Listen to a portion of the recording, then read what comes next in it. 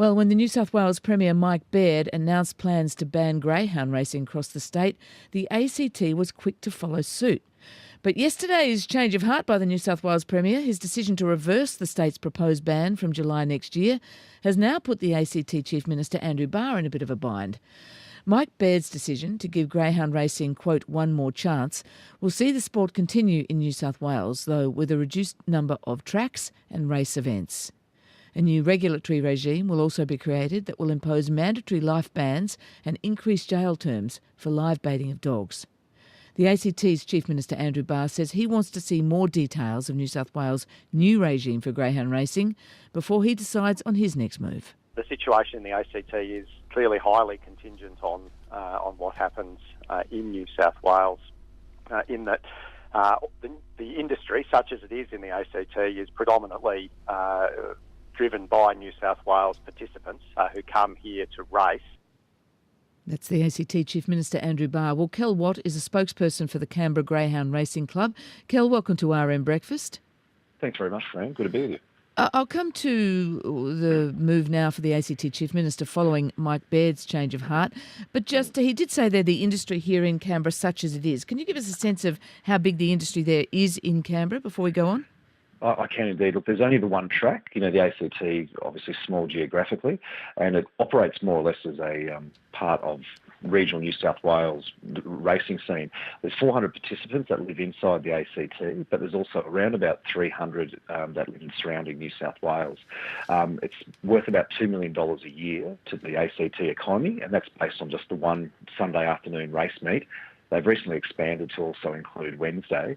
I suppose one of the positives that's come out of the reforms that will take place in New South Wales now is there's actually an opportunity for the ACT racing scene to expand, and that should actually be welcomed by anyone who's got concerns around animal welfare, as well as financial viability, because for the 37 years that the Canberra Greyhound Racing Club's been operating, there's never been a single breach nor an allegation. There's been plenty of innuendo and smear in the sport, but the club here has actually shown how to run the sport well to maintain both its integrity but also animal welfare standards.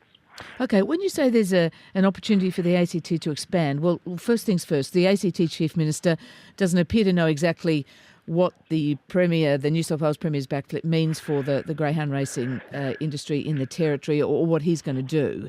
Are you confident that the ACT ban will be wound back as well, because the two industries or the two sectors are so connected?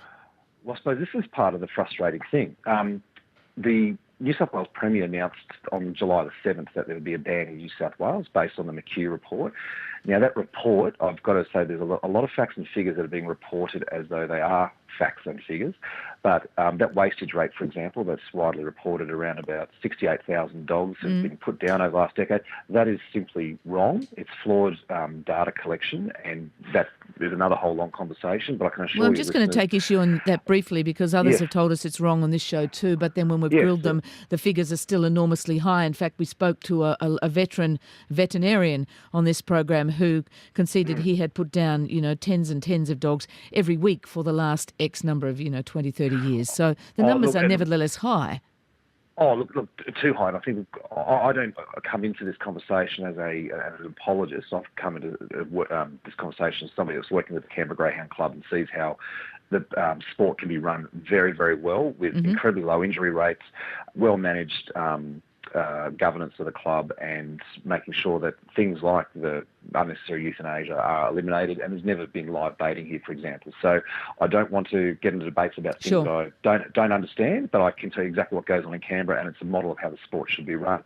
But within 3 hours of the New South Wales Premier's announcement, the ACT Chief Minister, who was actually overseas at the time, posted on Facebook that would be, quote, no future.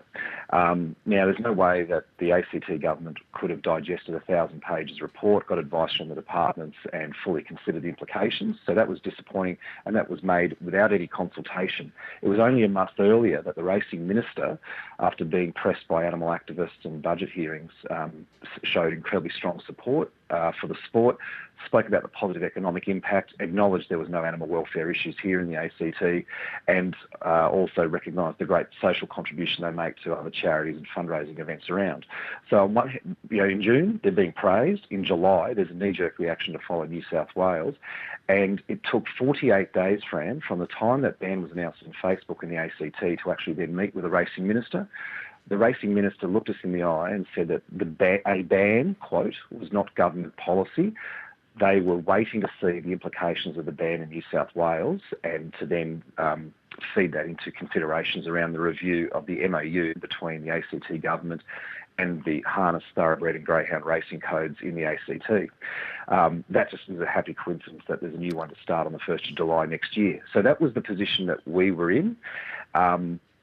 You go fast forward a couple of months, New South Wales Mike Baird holds a press conference to announce that the reversal of the ban in New South Wales would take place. And the Chief Minister, now in caretaker mode, 4 or 5 days out from election day, is asked about this at a press conference, and he announces on the spot that he would withdraw the $1 million a year funding to the ACT greyhound racing industry.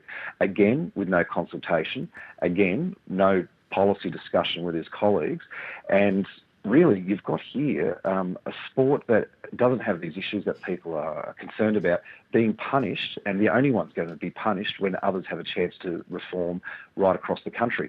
Now, just let me interrupt you for a second. Yes. 2 questions. A quick answer to this one. Can the ACT greyhound industry survive without that $1 million government funding? Just a quick answer to that. Yes, there are already plans in place. A 4-point plan was put to the government in August that was well considered. It spoke about the future of greyhound racing, what the transition period in New South Wales would mean for the ACT, and ironically, the shutdown of New South Wales would have led to 5 fantastic years of 7-day-a-week racing and a huge economic boom in Canberra. Because people would have just come over the border?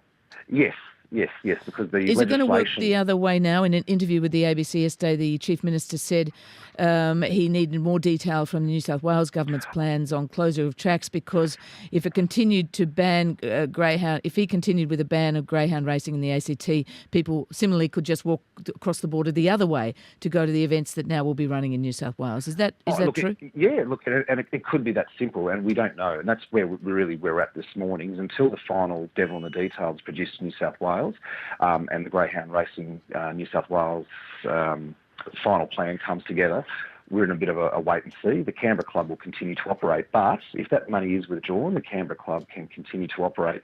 And with the scale back of racing in New South Wales, there's still an opportunity here for Canberra, with its incredible safety record and its fantastic animal welfare record, to actually pick up a couple of races that could drop off the New South Wales calendar anyway. Okay, so just very briefly on that front, if the New South Wales new regime of $1,500 bond for every dog bred, breeding to be capped, 2,000, number of tracks reduced, if those sorts of regulations were put in place with the ACT, would you still be able to exist under those conditions? Just briefly? Yes, we could. And look, that's what I want to emphasise is that, normal discussions as you've got an industry or an organisation going to government saying, look, don't regulate us, we can, we'll introduce a code of conduct, we can self-regulate. It's quite the opposite here. You've got an industry and a sport going to the government saying, look, we're animal lovers, we're concerned about animal welfare. The people that have been involved in live baiting or animal cruelty are not representative of us. We want them out of the sport. Tougher regulation and better administration systems and a whole range of things would actually help us keep the bad people out and provide community confidence in greyhound racing, and that's finally going to be done, Fran. Kel Watt, thank you very much. Thank you. Kel Watt from the Canberra Greyhound Racing Club. It's 6:45 on Breakfast.